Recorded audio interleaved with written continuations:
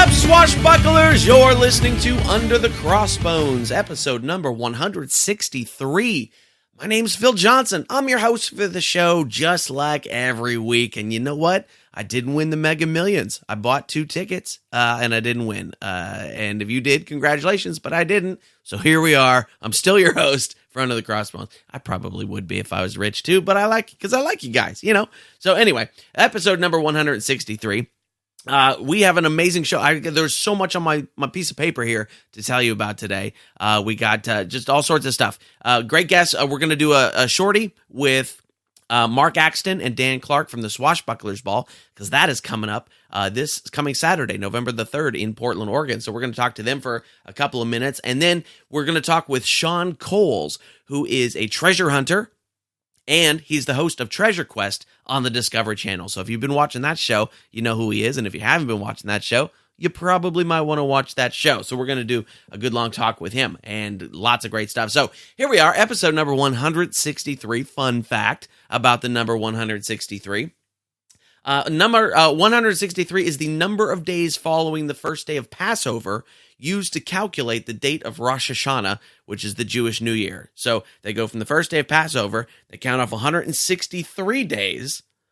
I don't know why that number, but 163 days, and that is when Rosh Hashanah, the Jewish New Year, is. And timely, I guess, this week, because of that horrendous shooting at that synagogue in Pittsburgh over the weekend. Just hey, what? If you don't like people, leave them alone. Avoid them if you want. That's cool. Don't shoot them. All right. Don't go to places and shoot people. Don't blow people up. Don't do any of that. All right. Just be cool. Be cool, please. Ugh. Yeesh. Anyway, so here we are. We got some great guests on the show today. Like I said, I am just back from a trip. Why? Because I'm always just back from a trip. I was doing some shows, a couple shows in the Sacramento, Vallejo, California weekend area there, and I went to Reno to do a corporate gig at the Grand Sierra Resort there. Nice hotel, nice casino, very cool. And it was a gig for the California Groundwater Association. Yeah, that's a thing. Did you know that was a thing? Those are the people who get the water out of the ground and put it in your sink, or in your shower, or wherever you need the water. So good for them. They're important people.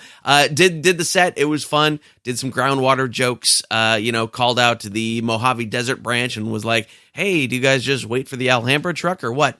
So anyway, it was a fun gig, nice food, all that good stuff. They actually have a comedy show in that casino on the same night that fortunately started earlier. So I popped in over there and did a guest set first, then did the corporate thing, and what all. And so that was good.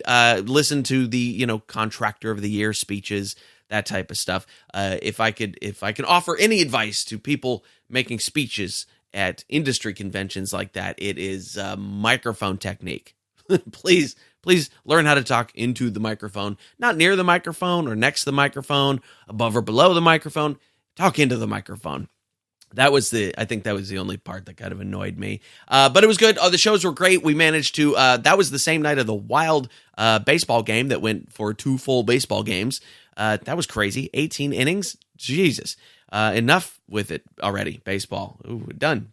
If you're a Boston fan, congratulations. Good for you. If you're an LA fan, whatever, you're still in LA. You have weather.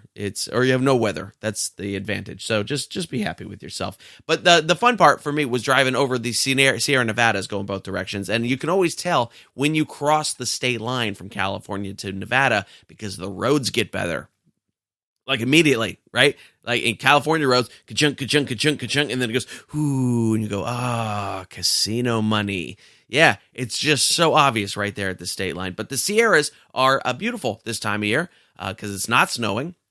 It's not raining. It was sunny. There's rivers flowing, all that kind of beautiful stuff. You go over the Donner Pass, which is real nice. Somehow, at the Donner Pass, there's not a theme restaurant yet. I don't know how that is. Why can't there be a theme restaurant at Donner Summit where they serve things like leg of ... lamb ? Or pork ? Ribs? Just stupid things like that. Maybe when I get out of the entertainment business, I will go open a horrendously bad taste theme restaurant at the Donner Summit. But not yet, because there's shows to do. Yeah, more shows this week. Kind of a light week this week. On November the 2nd, that is Friday, I'll be at the Lucky Penny in Murphy's, California. November the 3rd, Saturday, I'll be at the Bootleg Bar in San Francisco, California. Staying kind of local this week. And then it's off and out of town again. November the 7th, I will be at Legends Sports Bar in Lake Havasu City, Arizona. On November the 8th, I'll be at the Sundowner Saloon in Kingman, Arizona. November 9 through 11, I'll be headlining at the Edgewater Casino in Laughlin, Nevada. 3 nights, 3 shows, going to be awesome. And November the 12th, I will be at the Honda Casino in Pine Top, Arizona. Lots more gigs coming up. Oregon, Washington, Minnesota, Wisconsin, Florida, all on the calendar. Go to underthecrossbones.com, click that tour dates button, and you can find out where I am coming near you to say some jokes and sing some songs out my face in your general direction. Yes. We are sponsored today by Parada Clothing. Heck yeah, their brand new website is a gosh darn pirate utopia of shirts, hats, clothing, swimwear, and more, all steeped in the lore of pirates and treasure and perfect for your next Caribbean cruise or trip to the Keys. And they got new stuff added weekly. So go check out paradaclothing.com and be sure to click the ship wheel on the website to get in on Blackbeard's treasure hunt. Again, that's paradaclothing.com. Parada, the Italian spelling. You get it, right? Pirata, paradaclothing.com. Need a custom order? Need a group order for your crew? Call them up at 1-877-607-LOOT. That is 1-877-607-LOOT. And again, paradaclothing.com.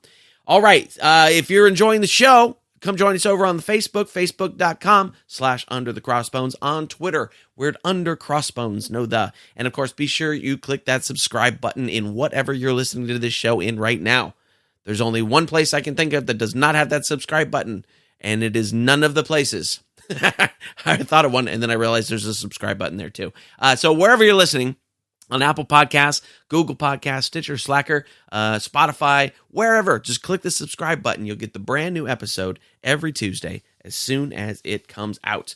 And if you're really diligent and on the East Coast, you can even listen to it Monday night because it comes out at midnight Pacific, which is 9 o'clock over there in the East Coast, or anywhere in between. I'm not going to name every time zone. That would be ridiculous. Absolutely ridiculous. Figure it out on your own. Google it. And of course, you can get all the show notes for this episode at underthecrossbones.com/163. You know, I noticed something unusual over the last week, a few days ago, something about the news cycle. A few days ago, a friend of mine posted on Facebook that Johnny Depp was out from the new Pirates of the Caribbean. And I went and looked it up, and it came from one article in the Daily Mail in the UK, which is not known for being super factual. They said they had a quote from Stuart Beattie on there, who is a screenwriter for a bunch of the Pirates of the Caribbean stuff. He wrote on the last 2 films, and he wrote, some of the TV stuff and the game stuff for the thing. Anyway, he said apparently that Johnny Depp is out for the next whatever happens in Pirates of the Caribbean land. And that was the only place I saw it. And then it got picked up by another little UK site called Uland, and that was all I saw of it. And it was not a definitive, like Disney has said. Now, that what Disney has said is that they're talking to the Deadpool writers to do a possible reboot of the franchise, but they did not necessarily exclude Johnny Depp from doing that. So after I saw that article, I kind of watched for it, and I get pirate articles through a Google Alerts thing, and then it just kind of like blew up, and it went from, Johnny Depp might not be in the next movie to Johnny Depp probably not going to be in the next movie to Johnny Depp booted from the Pirates of the Caribbean franchise. Like it went wild, like, playing the game of telephone. And it just went from, Johnny Depp might not be in it to Johnny Depp has been fired from Pirates of the Caribbean. So you have to watch the news cycle to make sure that you're seeing real things and not hyperbole. It's out there. Everybody does the hyperbole thing, and we just have to watch what we're looking for. Now, I don't know. Last I'd heard Johnny Depp was signed on for episode 6. Maybe they're going to break that contract. I don't know. And whatever they do is whatever they're going to do. I think the Deadpool writers might have an interesting take on it. It might be a more adult version of Pirates of the Caribbean. That's cool. I'll be interested to see whatever they see. But I just thought it was a interesting sort of peek into the news cycle and how something goes from a partial, possibly opinion to full blown quote unquote fact overnight. And I like facts. I'm I endorse truth. Yeah, there are facts. There are actual facts, but I think the news cycle runs away with itself sometimes. And so I'd like to hear from Disney and see what they say, but we'll have to wait on that. But I just thought it was kind of an interesting kind of thing that happened there. Anyway, if you are enjoying the show and you would like to help support it, I would appreciate that. You can go to underthecrossbones.com/support, and right there's a little PayPal box. You can put whatever amount of money you want in that PayPal box and send it on over, and that helps me keep the old boat afloat, and it's much appreciated. Jonathan Leon and John Gavin both did that recently. They both sent me some donations, so thanks a bunch, guys. I appreciate that a whole bunch. There's also an Amazon banner there. If you click that Amazon banner, you go over to Amazon, you buy yourself something nice or something trashy, whatever. Don't have a Halloween costume yet, you're late. But if you prime it, if you next day it, you might be able to get something. Anyway, you buy yourself something at Amazon, and Amazon kicks me back a little piece of that for a commission. And it doesn't cost you anymore or anything. It's just Amazon kicks it back to me for sending you to them. So that's how it works. Also, if you want to be a sponsor of the show, like Parada Clothing or Yellow Pine Publishing or SR Staley or Pirate Radio The Treasure Coast or any of those other fantastic people we have had on this show, go again to underthecrossbones.com/support. There's information there. It's cheap. It's easy. We can get you hooked up and do it all up. Okay, so let's get into my little talk here with Mark Axton and Dan Clark from the Swashbucklers Ball. Swashball is, if you don't know, it's like they call it Pirate Prom, and it is coming up this Saturday, November the 3rd in Portland, Oregon. They're going to give you all the information about what's happening, and we're going to do a little catch-up with them, all right? So here it is, my quick talk with Mark Axton and Dan Clark from Swashbucklers Ball. How are you guys? Doing good? Yeah. I am Dan Clark. As well as can be expected 2 weeks out from your event? Yeah. And exactly. we kind of have this, kind of moment of clarity, I think, about 2 weeks, right about this time where we decide, oh, yeah, this event's happening regardless of what we do. Like, it's just going to happen. Regardless of how prepared we are for it, it's just going to happen. So... Yes, yeah. It's acceptance at this point. And it's a little bit different for us this time because there's so much new in the event, that new venue and a whole new way of operating. And so it's exciting and terrifying at the same time. Certainly, yeah. So tell me what's new. This is year 9, right, of the Swashbucklers Ball? Yeah. This is the 9th year, and this is the first year. Well, I should say, qualify that statement with that 8 or 7 of the last 8 years we've been at the Melody Ballroom, which is kind of our home for this event. 1 year we ended up at the Tiffany Center. That was what we thought at the time was an aberration. And this year we've moved away from both those places entirely, and we're having the event at the Grand Credell Ballroom in the Portland Art Museum. Okay, which is quite frankly, slightly more fancy than we should be allowed to have. I was going to say, sounds pretty fancy for a bunch of pirates. Yeah.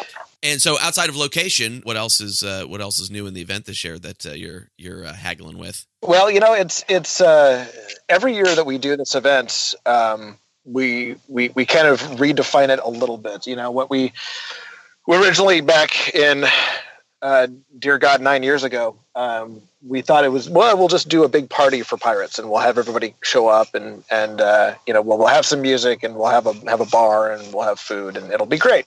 And what the event turned into was, kind of what our guests call, what all the pirates call, Pirate Prom. So it became this kind of regal, much kind of big end of year, end of festival season kind of capstone event that everybody would get really dressed up and fancy for. Uh-huh. So this year, I guess we're really kind of ratcheting up the regalness of it. It's probably way to describe it. Partially because of the venue and partially because, we've just kind of embraced what everybody has called Pirate Prom. So we're bringing in some bands that we've had before. Actually, I think all the bands that are playing this year are bands that have played at one point or another in our previous 8 years. We're having the event there's one floor with one stage. In previous years, sometimes we've had a couple of stages and people can kind of wander around.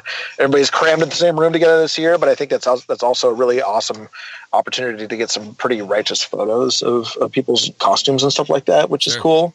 We're going to put 2 bars in the room, which I think will help things. So those are kind of the high points this year. But it's every year is its own beast. I'm sure more consolidated because we ordinarily we would have been on at least 2 different floors, and now we're on one. So really everything's consolidated, and everybody's going to be more together.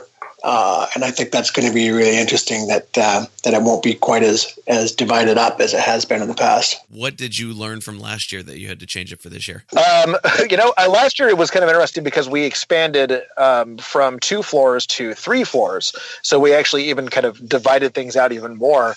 And I think that one of the things that we took away, and maybe Mark, you can shed some light on this as well, is that it was almost too divided. We wanted to every year we do this, we want to provide an experience for all the pirates that come, regardless of how much they want to pay for a ticket. Like if you want to buy, the super expensive ticket that has the food and the drink and the stuff, we have an awesome experience for you. But also, if you just want to buy a ticket and show up, you're going to have an equally awesome experience.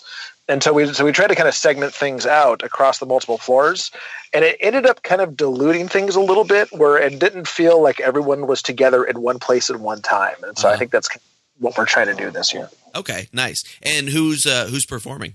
We have Biddy on the bench, who played for us in a smaller format in the Admiralty Lounge for the VIPs last year, and now they're going to be coming in with their full lineup. We have, of course, perennial favorite Shervona. We have Tempest, who was with us about, I think, 3 years ago, and they're back. Cool. And then Bergamot Burlesque is going to be with us again. Very cool. That sounds like a full evening of entertainment. So there's music, there's burlesque, there's food, there's drink. Any other special piratey activities? We have a photo booth. We've got fortune telling. We'll have some vendors for the first time since our very first year. What kind of vendors? That's a good question. We're still going to sort that out. We'll probably be like costuming vendors. Guys that do their own. One of them is going to be a really awesome leather worker who's got a shop called the King's Shilling. And he does like custom leather armor and tankards and stuff like that. So he'll have some of that stuff on sale. But kind of one of the things we tried to add a few years ago for into the event is everybody knows that the event is like music and dancing and drinking and all that stuff. But we wanted to try to add small little interactive elements to it that were kind of unexpected. So we got contacted by this folks the group of artists, and they put together an exhibit, I guess you could call it, called the Slow Camera Photo Booth. Okay. And what it basically is a bunch of local artists getting together, painting portraits of pirates in like quick sketches. And it's and it's free, and so people would come in and they'd have like love seats and lounges and couches set up, and you could just come in and sit down and have your portrait painted in a quick sketch. And these guys would paint them, and then it developed this kind of cool, this cool addition to the event where people were excited to have their pictures painted, obviously, but people were also excited to just watch people having their pictures painted, which is something I didn't really expect. So they're going to be, so the Slow Camera Photo Booth, those guys will be back again this year. And they were super awesome. The people were really excited they've been here with us for 2 years now. This will be their 3rd year. That's very cool. Very cool. So if people want to get tickets for this year, where do they do that? On the internets. Our website is swashbucklersball.com. We do tickets through Ticket Service, Ticket Tomato. Those guys are super amazing. They've been incredibly helpful with us. Basically every year we've ever done this event. But yeah, through our website we do tickets to 2 levels this year. So we do general admission, get in, and then you got to buy your drinks and food and stuff. And then we have a what's called the Buccaneer ticket, which is kind of a VIP, but it just includes food and drinks, a couple of drinks. And then we also are doing, for those people who want to be able to sit with their entire crew at a table, we're doing a reserve table, which is a different price. And then you get an hour early to the event, which is kind of cool. Very cool. So we're starting our entertainment an hour earlier than we ever have, and we're opening the floor an hour earlier than we ever have. It's going to be the earliest you could get into the event this year is 6:00. Okay. So it'll be a full night, I think. A full night of debauchery, yes. Oh, God, I hope so. Now, you probably haven't even started to think about it yet, but next year is the 10th year of doing it. Have you thought about any special things you're going to do for that? We've thought about it for basically pretty much since the 8th year. We've thought, oh, crap, the 10th is going to be a big deal. What are we going to do? And that's about as far as we've gotten with it. Nice. All right, good. That's about where I expected. Yeah, we have, it's one of those where, we do the events, and it sounds like it's a pretty simple event, right? It's one night, it's a ballroom, but bring a bunch of pirates in, get them drunk, let them watch some music, and then send them home. But it's interesting. We had a conversation with some friends, some pirates, over drinks a couple nights ago. And one of them said, when I first started coming to Swashball, I thought it was a group of 50 people or so, or 30 people that were putting this event on. I didn't realize that it was just 2 or 3 people. You guys. But it was just you guys. So we're like, man, if we had a functioning staff of 50 people, I don't even know what we can accomplish. Right. But, so every year at the end of this event, Mark and I and Bob Alpe, who is our other kind of silent partner in crime on this, we sit down and we think, well, all right, we did it, and no one died, and we still can get insurance because we didn't have to file a claim. So maybe we'll do it again next year. Let's talk again in February or March. There you go. Yep. Yeah. As we approach, to answer your question more about year 10, I think what we want to do is something more than just a one-night experience. Okay. I think we want to do something that is a multi-day kind of weekend experience. And there's a lot of ways that like SwashCon, right? Yeah. We're more of a destination event that makes it more reasonable for people from out of the area and off the West Coast to come and attend. Sure. Yeah, definitely. Oh, that would be very cool. And if that happens, let me know a date as soon as possible so I can come there too. Absolutely. Yeah, just being able to do, the cool thing is that, with trying so many different kind of versions of this event, and having the multiple floors and different experiences, we thought, well, what if we just did, Swashball, which was the big event, but all of these kind of tiny little experiences that we've tried to create, what if we just create separate events for each of those? So we do Admiralty dinner the night before, or we do some sort of a vendor festival leading up to it, or if we do maybe pirate tours through the Shanghai tunnels in Portland, or we work with a ship and the ship comes down, and there's so much that we can do that sounds like a lot of work, but it would be pretty dope to be able to expand this thing out to multiple days. Yeah, for sure. Oh, that would be great. So this year's event is November the 3rd. For the Swashbucklers Ball, and then get tickets at swashbucklersball.com. Tell me the name of the venue again. It's the Grand Credell Ballroom at the Portland Art Museum. There you go. It used to be an old Masonic lodge, I found out. We were looking at the history. It's just really awesome. The inside of the ballroom floor is kind of righteous because it looks like the inside of a Spanish fort almost. So, just to kind of add that extra level of we shouldn't be allowed to be in here. That's every time I go into the room, it's like, man, this is much too fancy for this group of bloody drunken pirates. But nice, so be it. Well, it sounds like it's going to be a lot of fun, guys. I'm sure it will be a success as always. Well, that is certainly the hope, right? Yes, absolutely. So we can have your 10. I hope so. Well, thanks for coming on and telling us about it. I appreciate it. Absolutely. Yeah. Right. Thanks for Thank you. For sharing. All right. I'll talk to you guys soon. All right. Bye-bye. Bye.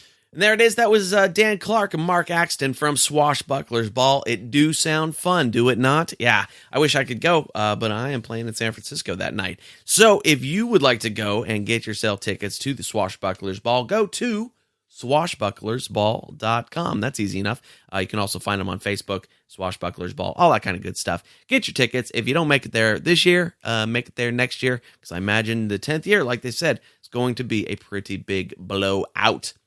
So, Shawn Coles. Shawn Coles is a treasure hunter. We're going to hear some stories about his time with the Mel Fisher organization, who, of course, found the Atocha and about a bunch of other ships. And he is also the host of Treasure Quest on the Discovery Channel, which is fun. I've been digging into that show a little bit, and I'll have a little clip of it in the show notes for this episode as well. If you haven't seen it and you want to just a quick go-to, you can find that in underthecrossbones.com/163. So we are going to dig it in with Shawn Coles. We're going to hear about some treasure hunting, both on sea, undersea, in the sea, beneath the waves, and on land. All right, so here it is. This is Shawn Coles. How do you title yourself? When people ask you what you do, what do you tell them you do? Well, I'm a professional treasure hunter. You know, I actually make a living looking for historical shipwrecks and artifacts, traveling the world doing that. So, yeah, I refer to myself as a professional treasure hunter. Okay. I've been doing it all my adult life. So nice. Well, let's talk about that a little bit. Let's go back. Where did you grow up? How did you first start getting into diving and such? Sure. So I grew up in a little town in western Massachusetts, sort of up in what we refer to as the Berkshires. Okay. A little town called Shelburne Falls, Massachusetts. Uh-huh. And, I started diving at a young age. I think I got inspired probably from my mother reading to me as a small child, Robinson Crusoe and all these great treasure books. And I think that really inspired me. And I started wanting to become a diver and started pursuing diving at the age of 11, which was odd considering, where we lived in western Massachusetts, pretty far from the ocean. Yeah. Is there, so in western Massachusetts, okay, so I'm trying to think of my geography of the East Coast. How far is that from ocean, say? So from ocean, that's a solid 2.5 hour drive to Boston, let's say. So gotcha. We were pretty far at the western part of the state, just under Vermont, and and then of course upstate New York.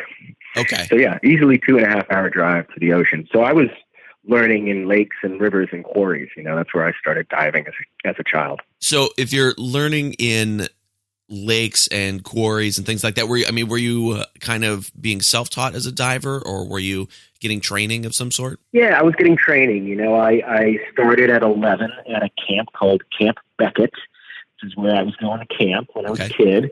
Got an introduction to scuba diving there, and just really fell in love with it. And then when I got home, I started taking lessons at a place called Hampshire Scuba in Western Mass. Okay. And I got certified through Hampshire Scuba in the early 80s.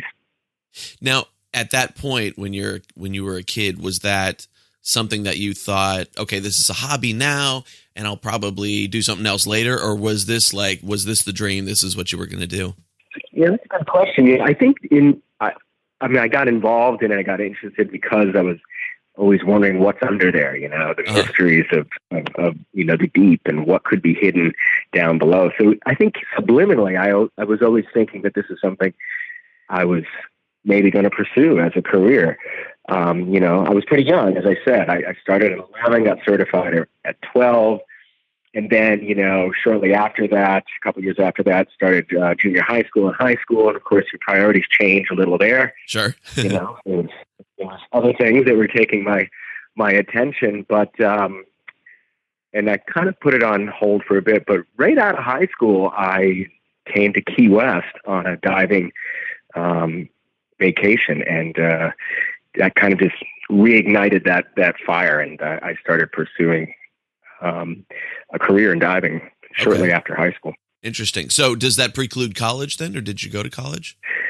Yeah, I was actually going to college in Western Mass at UMass Amherst.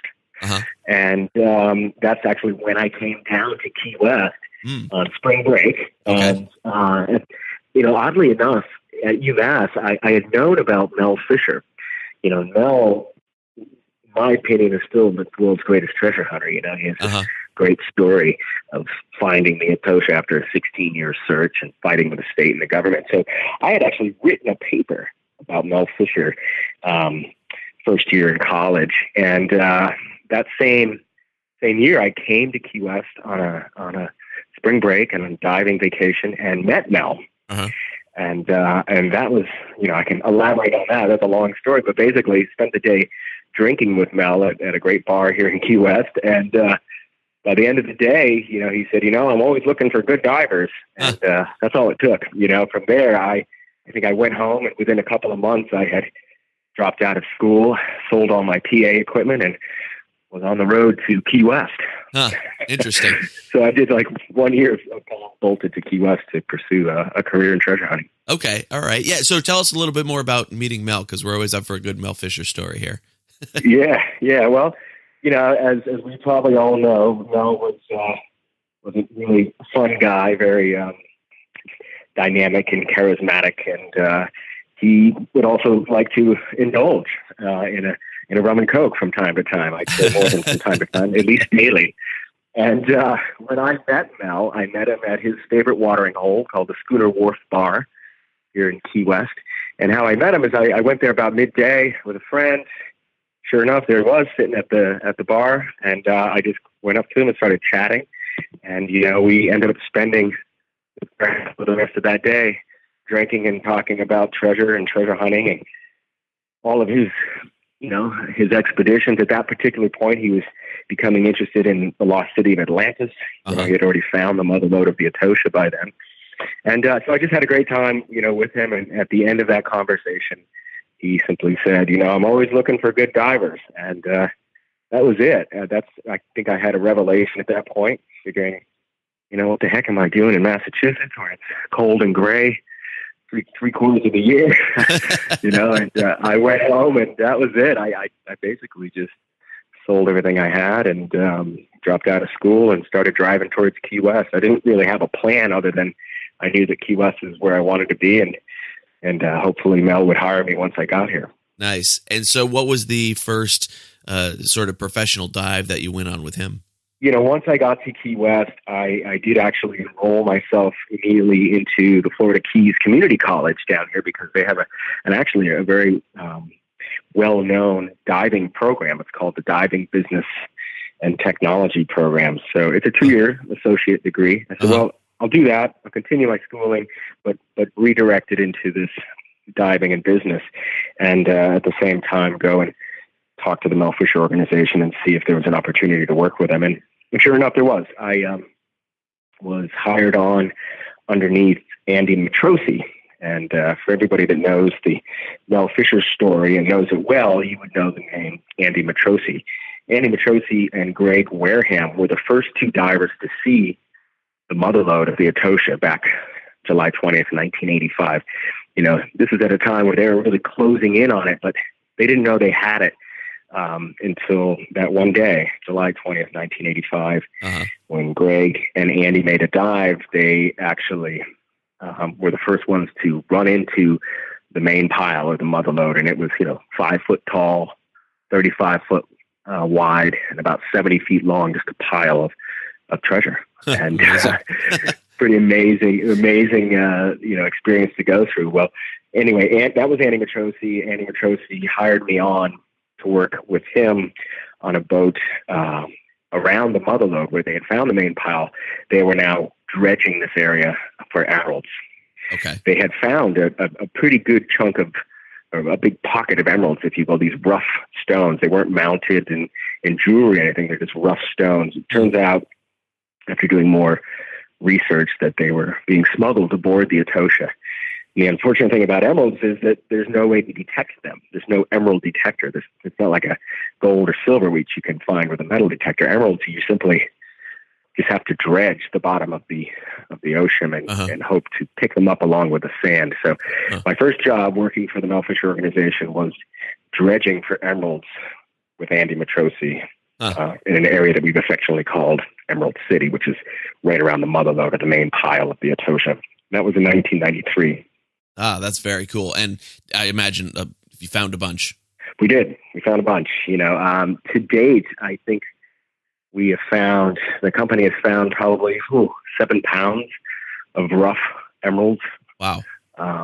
And we suspect that there's probably 70 pounds out there.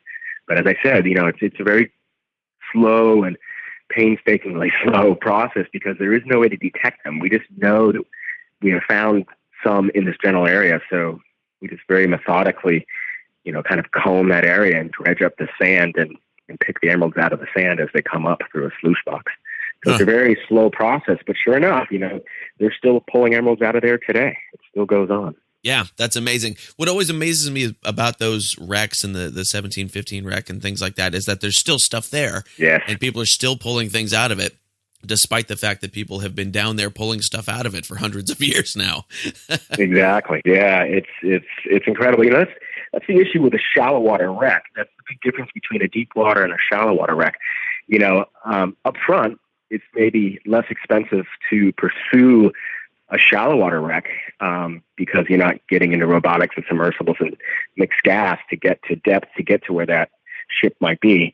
But the con side or the bad part of a shallow water wreck is in most cases it's going to be gone as far as the structure of the ship. It's going to be long gone. Sure. And the primary cultural deposits are probably scattered over many, many miles. And that's exactly the case of the 1715 fleet, the Atocha, and the Margarita. Huh. Amazing. So how long did you stay with Mel Fisher's organization?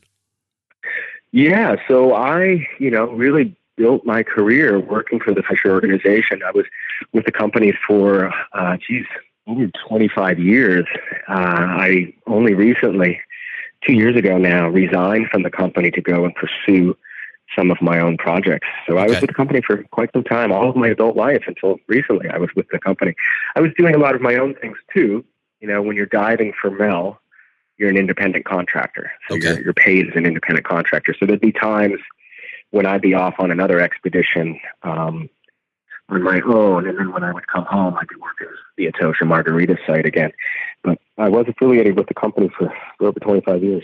Okay. Oh, that's amazing. That's really great. What were some of the first things that you were doing outside of that? Yeah. So, as I said, I was also going to school down here for diving business and technology while I was working for Mel all through the 90s. And in that schooling, I started pursuing mixed gas and technical diving. And this was at a time when, there really wasn't a lot of people doing that. That wasn't part of the recreational world. It wasn't a recreational technical program per se. Okay. So I got connected with another icon in the diving world, and that is Billy Deans, who we referred to as Dr. Deep. And Billy Deans was a real tech guru. He was a real pioneer in the tech movement back in the late 80s, early 90s. So I was working closely with Billy Deans. We created a company called the U.S. Deep Wreck Diving Team, and we started pursuing historical shipwrecks, but in that sort of sweet spot beyond recreational dive limits. Okay. And let's say 135 feet to 500 feet. So this was sort of this little niche. There was a lot of shipwrecks in those depths, but again, it's beyond recreational limits. And by hiring a company like us, kind of an elite team of deep divers, we could pursue those shipwrecks without having the big expense of dropping in submersibles or robotics. So we were filling a niche there, and we kept pretty busy. So I would be out pursuing some of these deep wrecks with Billy and the rest of the team. And then when I was done with that project and back home in Key West, I would go back to work on the Atocha and the Margarita. Interesting. We were responsible for a couple of big ones, like the El Cazador. You might be familiar with that, or your listeners might be familiar with the El Cazador. Billy Deans and the company, the U.S. Deep Wreck Diving Team, we were the first group to bounce the El Cazador and confirm that they had, in fact, a shipwreck. And that was at 301 feet off of Louisiana. That's crazy. Did you say bounce? Yeah, so it's a term that we use referring to the going down real quick, confirming that they have the target that they hoped they had, and then getting out. Oh, I see. So you're not obligating yourself to a huge amount of decompression. A little bit, obviously, but basically we just bounce it to confirm that the target is what they thought it was. Oh, okay. I see. So when you use the term technical diving, is that really just the idea of that we need to figure out the technology to get us deeper than, say, that recreational diving? Is that basically the definition of that? That's exactly right. Okay. Yeah. So technical, like recreational diving, we're learning about nitrogen. Okay. And the gas that we're breathing is air, which is 79% nitrogen, 21% oxygen. Uh-huh. When you get into the world of technical diving, you're altering your breathing medium so that you can go to greater depths and stay longer with a nominal amount of decompression obligation. So again, recreational diving, you're not getting into any kind of decompression, which means, you can't stay long at depth and you can't go real deep. Technical diving, we're increasing the amount of nitrogen, increasing the amount of oxygen and or nitrogen. Okay. Or decreasing that and putting in an inert gas such as helium. And by doing, kind of mixing these gases up, we can change how long and how deep we can go and how long we can stay there. Right. That's what technical diving is. It's basically, manipulating your breathing medium. Okay. And then doing decompression, allowing yourself to off gas within the water column. Right. Before you come back to the surface. Yeah, and that is always, from my understanding, sort of the dangerous part. And every diver's got good close call stories. Mm-hmm. So what's one of yours? Yes, so many. Luckily we were very regimented and militant in the way we ran our business. So we were very safe and we had lots of safety factors put in place. But there's one particular episode that sticks out in my mind. We were working in Guam, looking for a Manila galleon that sank in 1690 called the Pilar. Okay. And Guam is beautiful diving. It's very clear. I mean, I remember being at 250 feet looking up and seeing the boat that we were diving from. It's this incredibly clear, beautiful water, but it's also very intense. Guam is on the Marianas Trench. So you can go out 30 yards and it drops 300 feet. It's kind of this ledge. You're right on a cliff of this trench as it's going down. So it gets deep very quick.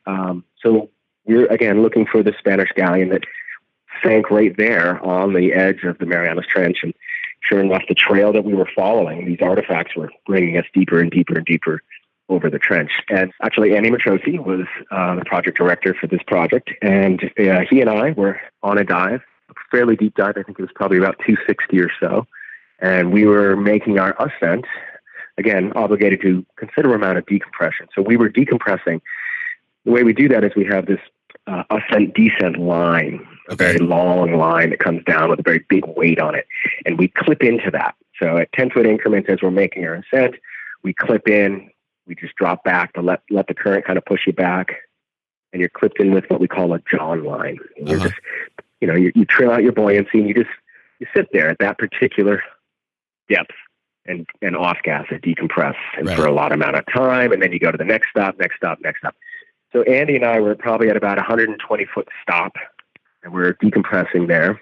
And the crazy thing about this area is these currents are incredibly strong, but they don't just go sort of horizontally, there's these big upwellings. Okay. So coming deep from the trench, wanting to push you up to the surface, which is a really bad thing when you're obligated to a lot of decompression. Right, yeah. When the current's trying to push you up. So in this particular situation, Andy and I are clipped in with our John lines. We're hanging back and we're decompressing. And the current just starts to get really strong, stronger than normal. And it actually snapped Andy's John line, which I've never seen that happen before. This is a really strong persaner line that we use to clip in. So it's very, very strong. It snapped just like that. And I look back and Andy's gone. He's just smoking. I mean, the current was just ripping. And it was so strong. I remember I was trying to pull myself up pull my John line, get me to that ascent descent line so I could unclip and then go back, follow protocol as you stick with your buddy. So you go with him, we drift, we shoot we shoot an airbag or an SMB, surface marker buoy, and it lets the mothership know that we've gotten blown off the decompression line. And then they'll come with a tender boat. So this current was so strong that I could not pull myself up against the current. I ended up having to cut my John line, and then I turned and just went back it's kind of like, skydiving, but underwater. You just kind of trim yourself out, and I just shoot back till I catch up with Andy. And once I catch up with him, and remember, we're doing all this, but we have to maintain our depth because we're in our decompression. So we have to stay at 120 feet this whole time.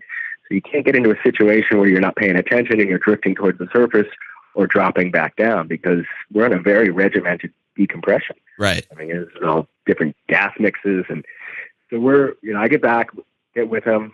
We communicate with one another.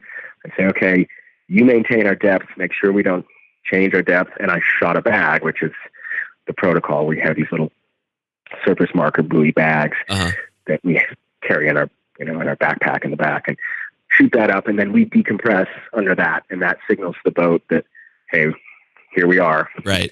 And luckily the team is very astute, and they notice the bag, and sure enough, we hear a little tender boat topside start up, and then that tender boat follows us. It was about 1.5 miles, 2 miles. Yeah, it was probably 2 miles we drifted from the mothership before we were able to get out of the water. Oh my gosh. Because, we were obligated to about 1.5 hours of decompression. 120, then we went to 110, and then 100, and then 90, and then at the 20-foot stop, we have to go to surface applied oxygen. Okay. And we breathe that for probably a solid 40 minutes before we get out. So, again, we had easily 1.5 hours of decompression, and in that 1.5 hours, we were at least 2 miles away from the boat. So that was an interesting episode. Yeah. One of many, but that's one that sticks out. That's harrowing. Harrowing. That's a good word. Yeah. I mean, in my job, I'm a comedian, I'm a musician. There is nothing that happens that's life-threatening, even though I'd like to think there is. That's the adventure. You need something to threaten your life in order for you to feel alive. Right. And treasure hunting will do that.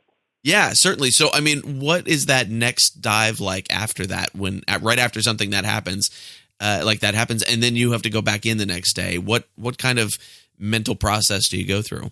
When you pull it off with great success, then you have a sense of accomplishment, and you're a bit proud. Of course, if you screw up, you're probably either dead or in the chamber. So you don't have that. But I think there's a sense of confidence afterwards, but also a renewed sense of respect for Mother Nature and the ocean. Don't screw with her, but just make sure you keep practicing those skills. These things that we do, like that, shooting the bag, decompressing, those are things that we actually practice all the time. Sure. You can't just wait for that situation to happen and think that you're going to pull it off. These are perishable skills, so you have to practice that all the time, and that's what we did. We were a pretty well-oiled machine when we were doing those types of dives. It's been a little while since I've done a lot of that technical dives like that, but when we were doing it, we were doing it right. Yeah. Oh, that's amazing. I'm proud to say that we had a lot of success. Yeah. Yeah, certainly. So these days you have a Discovery Channel show called Treasure Quest, 4 seasons in. That's now, right? Yeah. This is we just wrapped 3rd season, and hoping to do another season with Discovery to come and continue their documentation of the adventure. It's a hell of an adventure. It's different for me. This is the first expedition that I've led that is not a diving expedition. Right, land stuff, yeah. Yeah, this is a massive land find. It's in the middle of Bolivia in South America, which is really where all the treasure was coming from that was being loaded on these ships that I've been looking for 25 years. You might as well go right to the source. Right. So tell us a little bit about the expedition for people who haven't seen the show yet. Sure. So Treasure Quest Season 3, which is just wrapped on Discovery Channel, and you can still see it on Discovery Channel. If you simply go into On Demand or whatever your provider offers, you can just simply type in Treasure Quest, or sure. If you have one of those fancy little, remotes that you can talk into, just say Treasure Quest, and it'll come up. And it's also on Discovery Go app. But Treasure Quest Season 3 is called the Sacam Baya Treasure, and the Sacam Baya, the name Sacam Baya, is referring to the valley in the Bolivian Andes where the story goes that there was this rogue sect of Jesuit priests that stashed a massive hoard of silver and gold bullion. And they did this because they had caught wind that they were about to be expelled by King Charles III. This is in the mid-1700s. Okay. So in the Bolivian Andes, there is a valley called the Sacam Baya Valley. And in this valley, we are pursuing this massive hoard of silver and gold.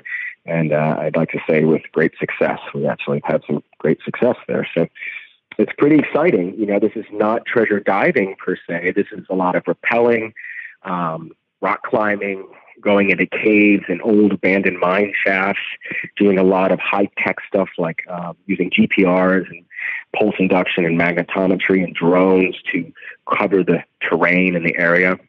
It's really intense, and it's been a heck of an adventure. We've had some amazing finds and are closing in on this big hoard. I mean, this hoard, we're talking about $2 billion in silver and gold bullion. Wow. A massive, massive hoard. It'll be the largest land find in history. That's crazy. When we reveal it. The real buried treasure. Yeah, exactly. And again, you know, as I made reference to, if you just know anything about the basic history of Spanish colonial times, you know, and I'll give you a quick little synopsis. So Spain had come to the New Worlds, right? Central America, South America, parts of now North America. They came to those new worlds in search of silver because all of the world was using silver as a commodity, but Europe wasn't producing any good silver. So that's really why they came to the Americas. Huh. And when they came to South America, not only did they find silver in huge abundance, they also found gold in huge abundance. Right.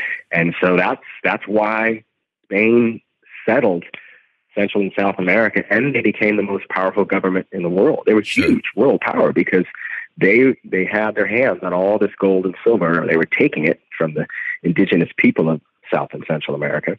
Right. And for 350 years, at least, they were shipping it back to Spain.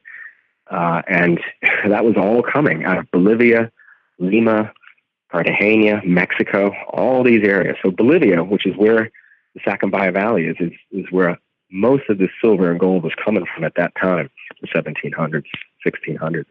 So sure enough, why chase the little carts, the galleons, when you can go right to the center where it was all coming out of, you know, before it even got loaded onto those carts and loaded onto the ships, you know. So the Jesuits were the ones responsible for converting all the Indians into Christianity and getting them to produce and help them produce and mine all of this gold and silver and get it back to Spain.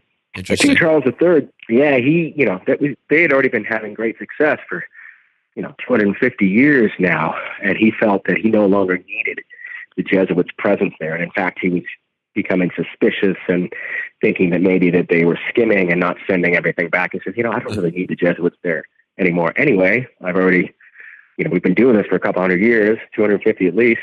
I don't need the Jesuits. So that was his plan. He says, you know what? I want to expel the Jesuits. And when the Jesuits heard that, the theory, the legend goes that they stashed this massive amount of treasure somewhere in the foothills of the Bolivian Andes. Huh. Interesting.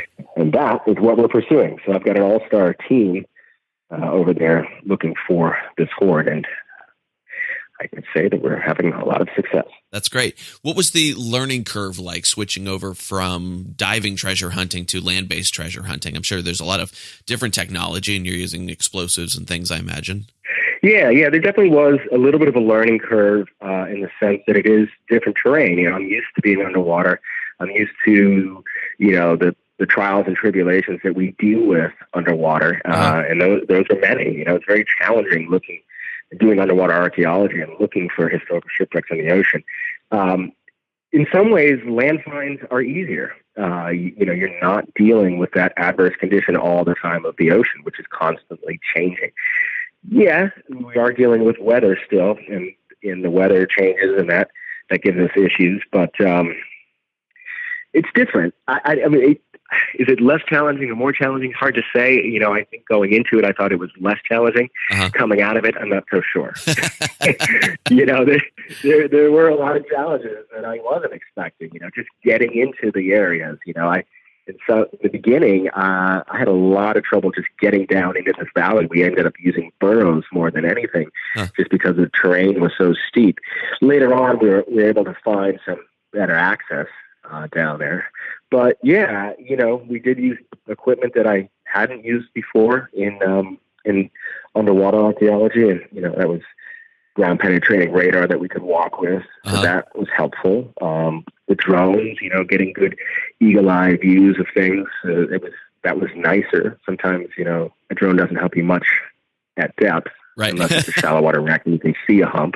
But it was very different. Yeah, we did explosives. That's something we don't do underwater so much. Definitely different challenges. Was it harder or easier? It's hard to say. I would just say completely different. But you're having to not only learn, but learn while the cameras are rolling at the same time. That's a good point. Yes, we that's right.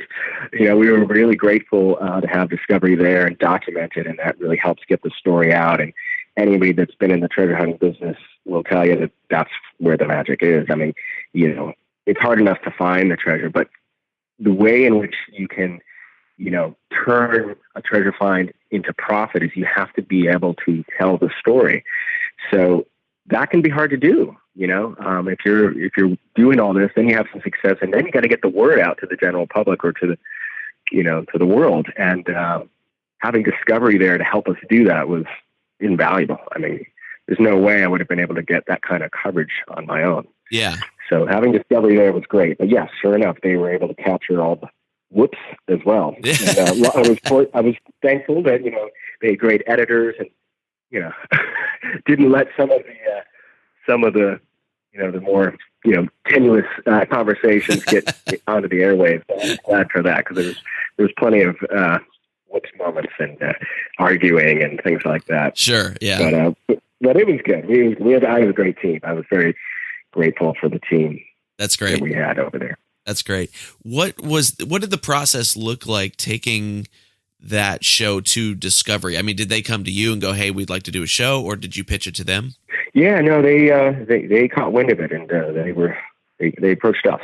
Interesting. So, yeah, very thankful for that.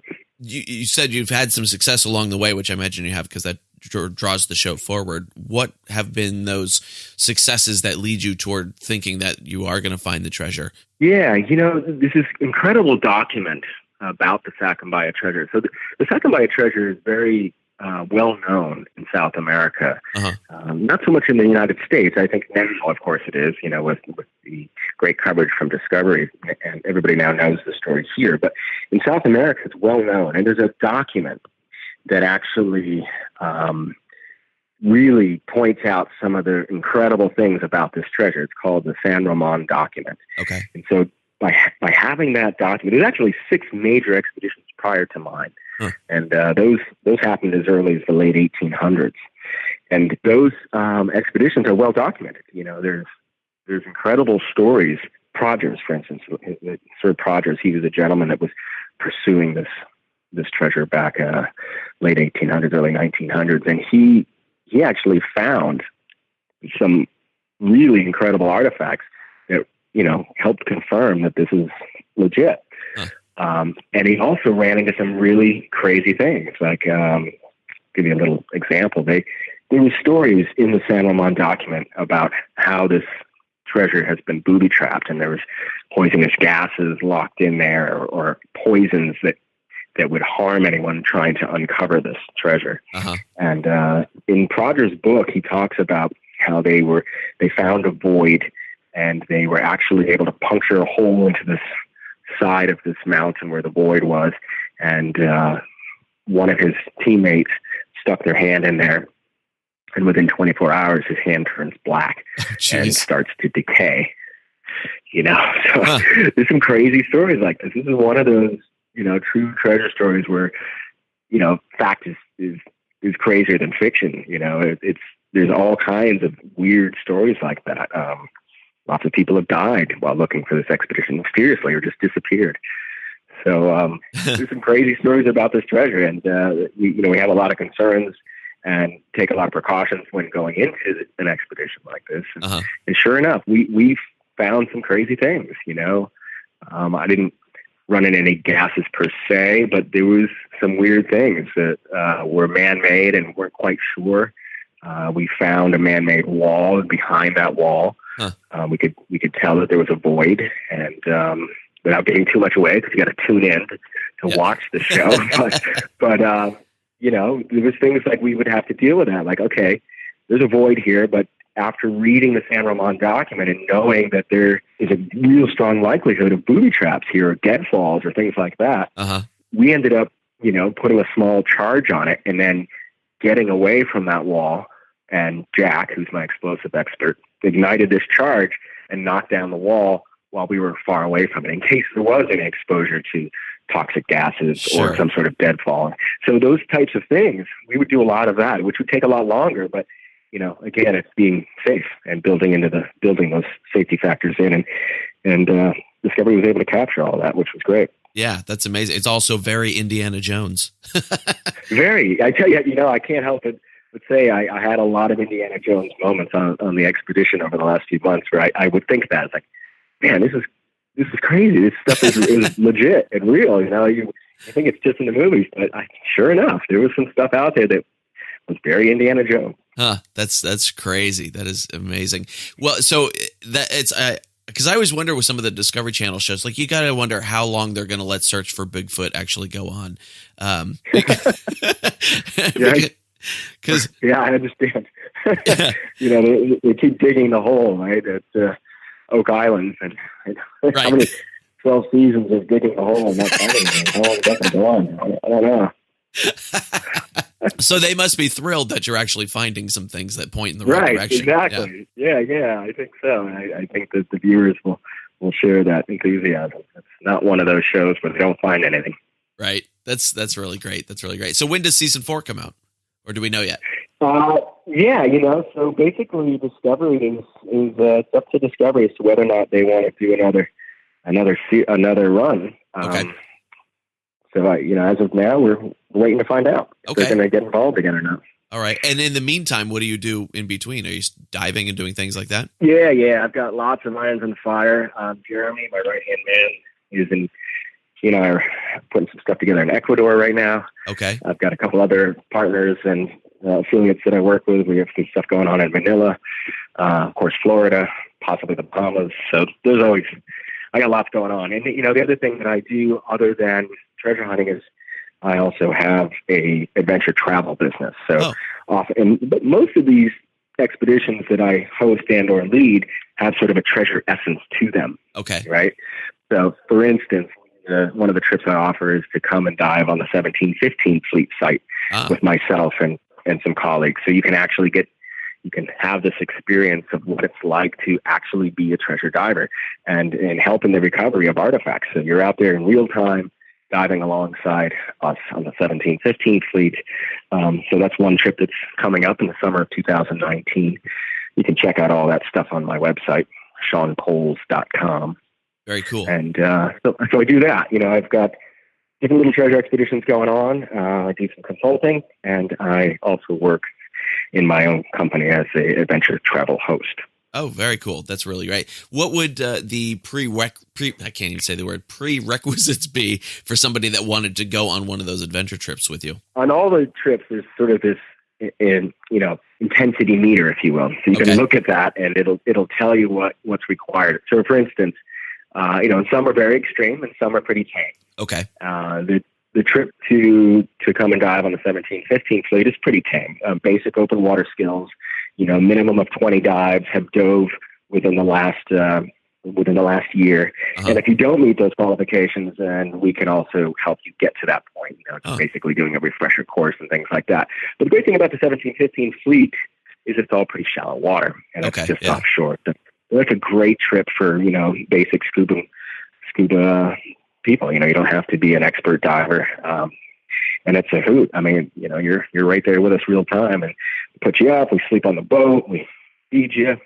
It's a 3-day trip. It's great. It's a lot of fun. And what's one of the more extreme ones look like? Well, we are working on a trip, what's called the Gold Trail, which is, to go back to that time when Spain had settled Central and South America. They were moving a massive amount of treasure. And before they would get them onto these galleons, get all this treasure on the galleons, they would moon truck it across from one major port city or one city to another. When they were, so Potosi, Peru is still today produces a massive amount of silver. And there is a trail from La Paz, or in that general area, from Potosi to La Paz. These are the two major ports not ports, but points where they would take all this treasure, put it on these mule trucks, and then truck it out to the coast. Okay. There's a trail called the Gold Trail, which is basically going from one of those stations to the next. And there's suspected to be a lot of gold and silver bullion, not only stashed, but lost in this trail, in the jungle. So we're putting together an expedition right now. It'll probably be a 10-day expedition. Basically, we're looking at a lot of four-wheel driving, metal detecting, and camping, but basically bushwhacking through the Gold Trail, trying to find the Gold Trail, pick it up, and see what we can see along the way. I mean, Bolivia is really like the Wild West. There's a lot of country there where it's just not settled. It's just, there's ruins everywhere. And we're finding, old, Spanish ruins, and, old churches and things just in the middle of nowhere. So some of this trail is just past that, and it's been abandoned for hundreds of years. So that's one we're doing. It's called the Gold Trail. Be about a 10-day trip. I would say that one's a little bit more strenuous. There's a lot of hiking and camping, kind of roughing it, metal detecting. So you'd have to have some skills in metal detecting. Not a lot. We'll show you along the way. So yeah, that's one. That all sounds very cool, and you'll never see me doing any of it. Hey, but there's gold out there. Man, once you get gold fever, you're hooked for the rest of your life. Oh, I imagine. You out there in the jungle, you find a piece of 8, you'll never be able to forget it. You'll want to keep doing it. Yep, I imagine. That's great. So all the information for that is on your website, right, at ShawnColes.com? That's right. And all right. Shawn Coles, ShawnCowles. Cool. And I'll make sure that is linked up in the show notes and all that kind of good stuff. Is there anything I forgot to ask you about that you want people to know? Yeah, no, I think that everybody should tune in to the show. Even though the season has ended, you can still watch it on Discovery just by doing a request for the show. It's Treasure Quest Season 3. And Discovery has this great app now, too, called Discovery Go app. Okay. So you can just get it on your phone or your mobile device, your iPad, whatever. But yeah, I'd like for everybody to tune into that show and check it out. For sure. Yep. And I saw it on the website. They got episodes and all that kind of good stuff on there too. So, yep. There is one other little thing I should say. I am about to hit the road and traveling around not only the country, but also into Central and South America. And one of the things we're doing is just going around and talking to people that have their own little treasure story. There's so many people over the years that have written to me and said, hey, my grandfather left this map and, I'd really love some assistance. I'm going to be going around the country talking to these people and doing a YouTube channel where we talk to folks about their treasure, and then we see if we think it has some validity, and maybe we'll help them pursue their own treasure. So that's something that we also talk about on the website. People might want to check that out. But yeah, if anybody has a crazy little story that they want to share with me, and they're looking for some assistance on whatever level, feel free to reach out about those stories too, and we'd be happy to come and chat with you about it. Oh, that's very cool. What a great idea. Well, if you're listening out there and you got a cool little treasure story, now you know who to tell it to. Yeah. And then I'll come see you. We'll do a little interview. We'll maybe put you on a YouTube channel. And if we think it's a good story and worth pursuing, we'll see what we can do to help you. Fantastic. Well, thanks, Shawn, for doing this. I really appreciate you taking the time. Oh, my pleasure. Thanks to you and all your listeners, and we'll talk again soon. And there it is, friends. That is my interview with Shawn Coles, host of Treasure Quest on the Discovery Channel. If you want to find out all the stuff he's doing with the adventure travel, it sounds fun. I wish I had the cojones to go do that stuff. But I don't, and I don't want to mess up my hands because I'm a guitar player. But anyway, if you want to do some, if you want to tell him your treasure story, like he was saying, or if you want to do some adventure travel, or just find his TV show and all that kind of good stuff he's doing, go to ShawnCowles.com. That's Shawn, ShaWN, Coles, COWLES. Dude's got 2 W's in his name, man. He would be a really high Scrabble score. That's cool. So ShawnCowles.com, go check that out. Did you enjoy the show? What did you like? What did you learn? Did you hear something where you wanted to jump into the conversation? I'll bet you did. You were probably listening. You wanted to just jump in and make a comment or ask a question or whatever it is. You can do that. Come on over to Facebook, facebook.com/UnderTheCrossbones. Drop us a comment. Drop us a question. If you got a question for Shawn, I'll get it to him. I'll see if I can get you an answer. Be all good. But we're having a good time over there on Facebook, just playing around with the pirate stuff. And of course, we're over on Twitter as well, twitter.com/UnderCrossbones. And Instagram, yeah, I'm on Instagram. I don't have a thing for the show on Instagram, but if you want to find me on Instagram, I'm at Phil Johnson Comedy. And I do post piratey stuff on there too. Why? Because I can. It's mine. I can do anything I want with it. If I want to post a picture of a toilet paper tube, I could do that. It wouldn't get any likes, but I could do that. We are sponsored today by Pirate Radio, The Treasure Coast, WKKC-DB, playing the best music of today's hits and yesterday's classics, and Pirate Radio Talk, playing the best pirate shows, including Under the Crossbones, 24/7, all commercial free. To listen, go to pirateradioTheTreasureCoast.com or grab the Pirate Radio WKKC-DB app in your favorite app store, whatever one you use, and that is the music station, or go to pirateradiotc.com or pick up the Pirate Radio Talk app. Or you can just yell at your Google phone, your Android phone, hey Google, play Pirate Radio The Treasure Coast, play Under the Crossbones. It'll do that. If you got one of those Alexa things spying on you 24 hours a day, you can ask Alexa to play the show for you, play Pirate Radio The Treasure Coast, and it will do that. And you can try yelling at other things in your house and making it play shows for you. But I don't know if it'll work yet, You can, if you yell at the doorknob and go, doorknob, I want to hear Pirate Radio, The Treasure Coast, doorknob will probably have nothing to say to you. But that's only a matter of time. It really is, right? Eventually, we're going to have doorknob where you go thumbprint, doorknob, and then it will obey your every command. You will go, doorknob, make me a sandwich. And a sandwich will appear, and it will be magic. Anyway, check out Pirate Radio, TheTreasureCoast.com, all brought to you by iTreasureRadio.com, the very best media, digital media from independently owned stations. I have an ebook for you. It's Alexander Exquemelin's Pirates of Panama or Buccaneers of America, whichever title you prefer. Came out in 1678 originally. Yeah, and it is right there, golden agey piratey time. And it's about a doctor, Alexander Exquemelin. True life, this is nonfiction. True life, Alexander Exquemelin was a doctor, ended up on some pirate ships, wrote about his experiences, and now you can read it. And I have a very nice ebook version all put together for you. To get it, just go to underthecrossbones.com, click on the free ebook button, and you can get it right there. Or if you're out and about, you can text the word pirate and your email address to 94253. Text the word pirate and your email address to 94253, and you can get yourself a nice little digital copy of Pirates of Panama to carry around with you and read on your phone when you're ignoring other people. That is our show for today, friends. Thank you once again for tuning in. I always appreciate it. We had quite a monster of a show today, and thanks for hanging in till the end with me. If you want to find out more about my guest, Shawn Coles, go to ShawnColes.com. Again, that's Shawn with a W-N and Coles with a W-L. Yeah, lots of W's. Nice. And if you want to find out more about Swashbuckler's Ball, go to swashbucklersball.com. That's coming up this Saturday in Portland, Oregon.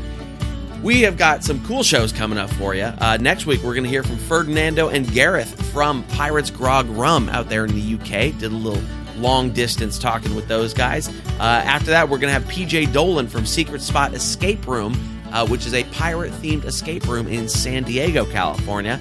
And the week after that, we have Eric J. Dolan, who's the author of Black Flag's Blue Waters. If you haven't read that yet, even if you've read 100 pirate books, this one is very entertaining, has a different angle on American pirates in the golden age of piracy. It's a very cool book. I just finished it up myself, and you are going to dig it. All right, that's it. Go do your Halloween thing. If you're dressing up as a thing, be a good thing. Don't shoot anybody. Eat your candy and just be cool to one another. All right, I'll see you next week.